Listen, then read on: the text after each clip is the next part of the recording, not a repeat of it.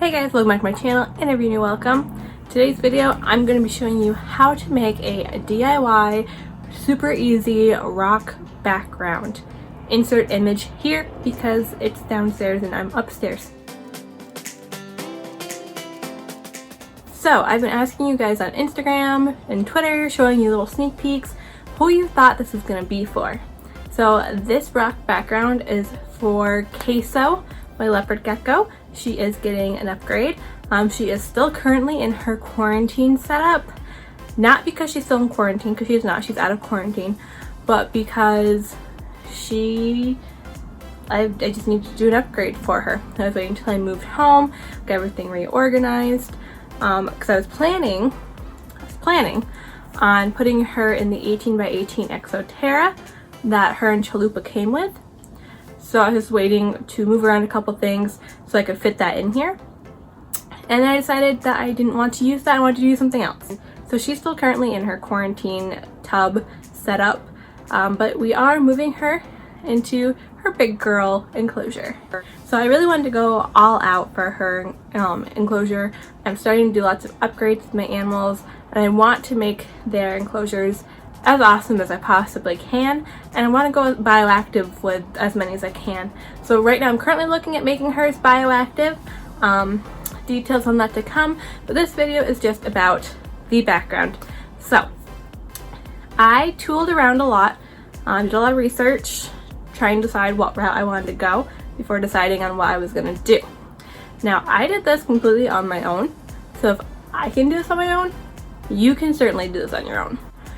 So I'm going to show you guys the process because I filmed the process. I'll show you guys how I did it, and then we're going to talk about what not to do, because some of you really liked that in my crested gecko bioactive DIY enclosure.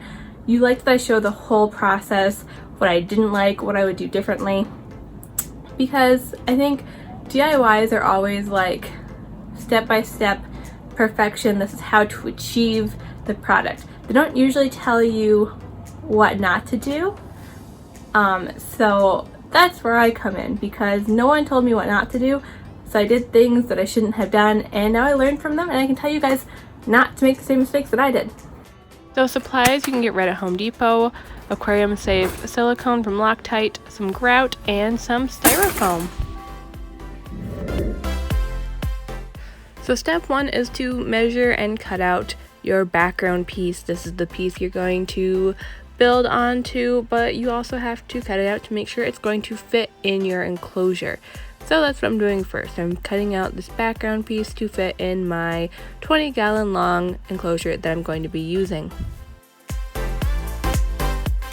So now to make sure it fits, and if it doesn't fit, like mine didn't, you can shave down the sides a little bit or shave down the top or bottom a little bit.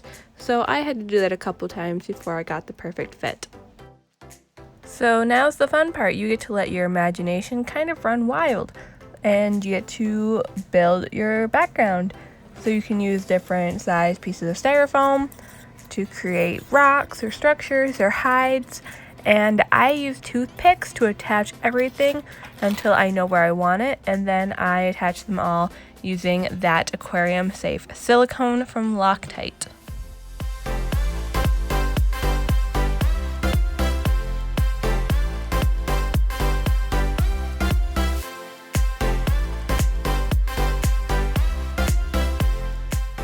So after I gave the silicone time to do its thing, I used expanding spray foam to fill in the gaps and to kind of create a little more texture on the background. You could also make more texture by creating styrofoam rocks and attaching them to the background, but I took the lazy way out and just used spray foam.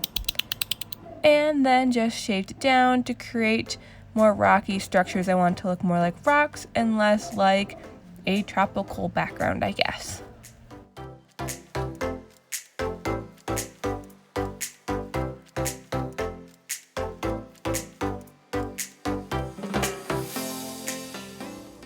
So I used this pre-mixed sanded grout in the color Earth. I thought I was taking the easy way out, getting it already pre-mixed and with sand inside for some texture. Didn't quite work out how I hoped, but we'll talk about that at the end of the video. So yeah, I'm just gonna show you what I did, and then I'll tell you why I shouldn't have done any of this. And temporarily pausing because my package from 𝘎𝙪𝙪𝙞𝙣𝙠 came in. And yeah, if you want some good high quality feeder insects that come in alive, check them out. You can get a discount on your order by using my link below. And yeah. Oh my gosh, they sent me free hornworms. Oh my god. And good timing too, because Queso's new food dish came in for this enclosure once it's done. So anyway, back to the build. Ideally what you want to do is mix some grout, non-sanded, to a paint consistency. That way you can just really easily paint it on your project. You want your first layer to be pretty thin, and then you build it up, so you do a couple layers. And the sand made it really hard to get a good paint consistency and to spread it nicely. So yeah, go for non-sanded, non-pre-mixed grout. Here's the results after layer 1, not what it should look like. So after going through the whole container of sanded grout, I finally went back and got the non-sanded, not pre-mixed grout in the same color and redid the process, covering the not so great layers of the sanded grout. So we are finally making good progress. We are finally getting somewhere. So now you want to seal it in with a protective finish. I just got this Minwax water-based polycrylic from Walmart. So you basically just want a water-based non-toxic sealant that you can use to protect your work. And you want to do a couple layers. I did 3 layers, which is ideal. It creates a nice protective barrier, protects it from humidity and water and whatnot. So it's just good to have on hand. There are several different kinds. There's also a spray. I would have loved to do a spray, but unfortunately I couldn't find all the recommended ones locally. And I had this on hand, so I just used this and it worked out just fine. And now the moment of truth to see if it fits in the enclosure still.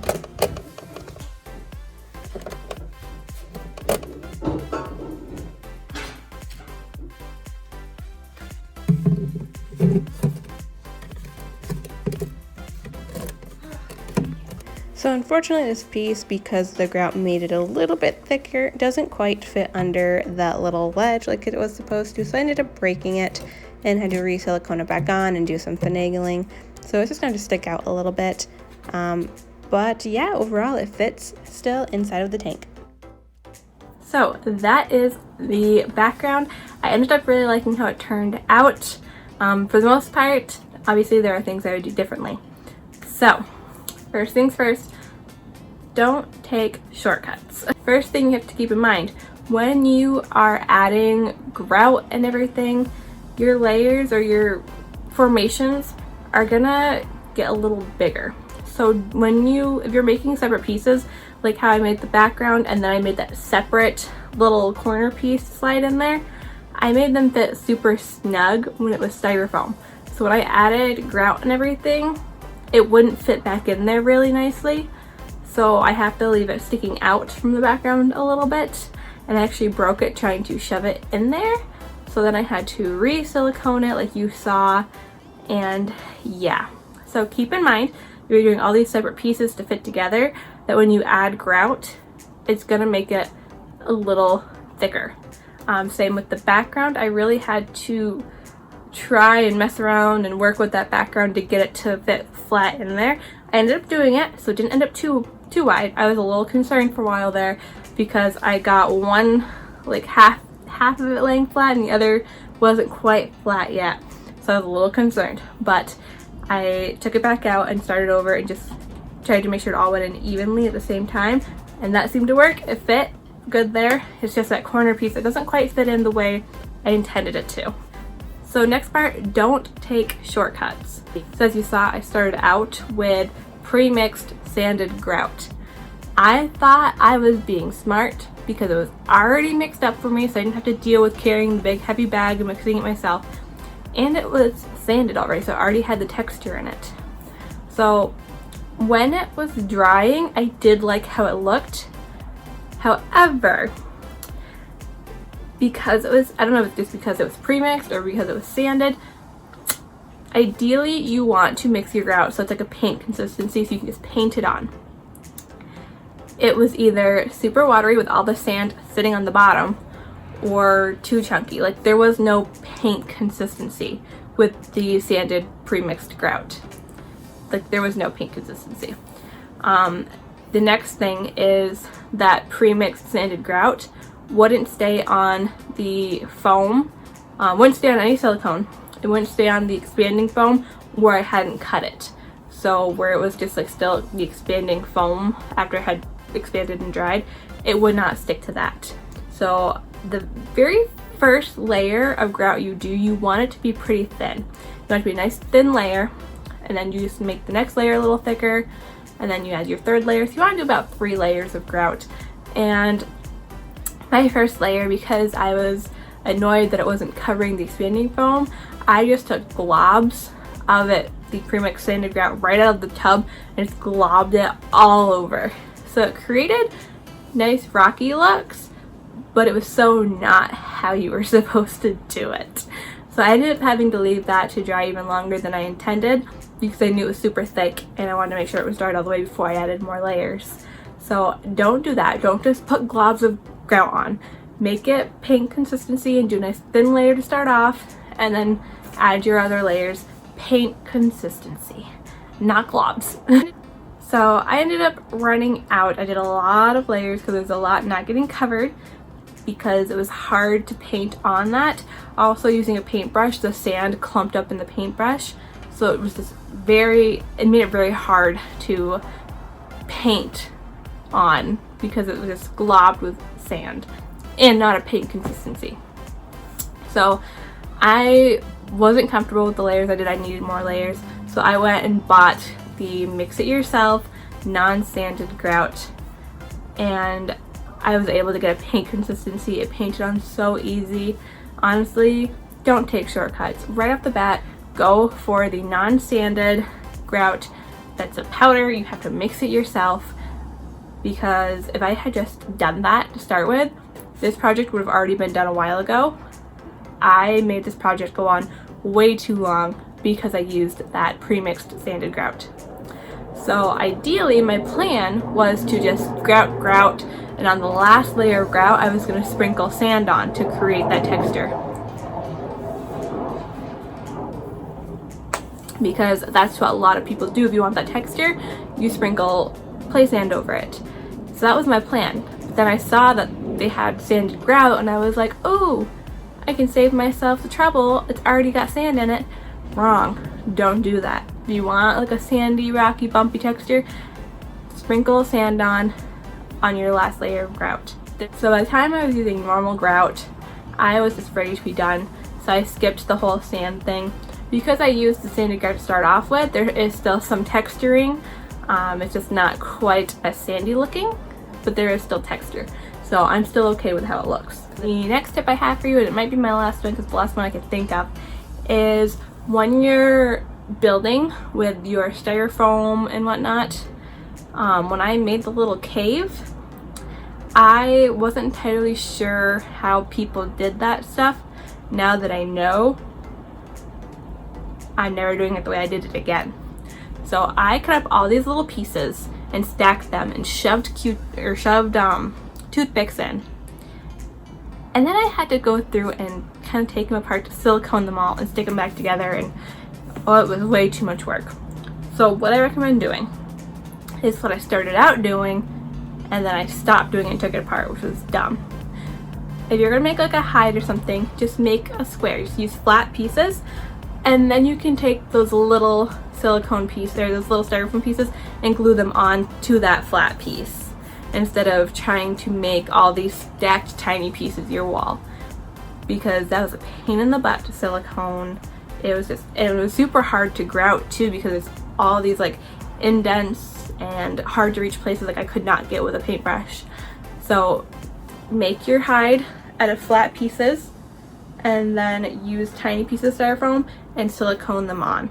So overall, I think it was pretty fun. It's cool how you can like customize it, make it how you want it. So I'm definitely gonna be making more. I'm planning on making one for Zephyr, our family leopard gecko, and I'm thinking of making one for Chalupa in the near future. So there'll be a couple more videos. I'm gonna try a couple different techniques, but this is how I did this one and what I would do differently. The main thing just being use the right grout, non-sanded, not pre-mixed. Do the work yourself, because trust me, it will save you time and energy in the long run, and it will turn out properly. So let me know in the comments below if you guys have ever made a DIY background like this, what you did, what products you used, what techniques you used, any tips you have, any what not to do tips you might have. And as always, thank you guys for watching, and we'll see you for the next video.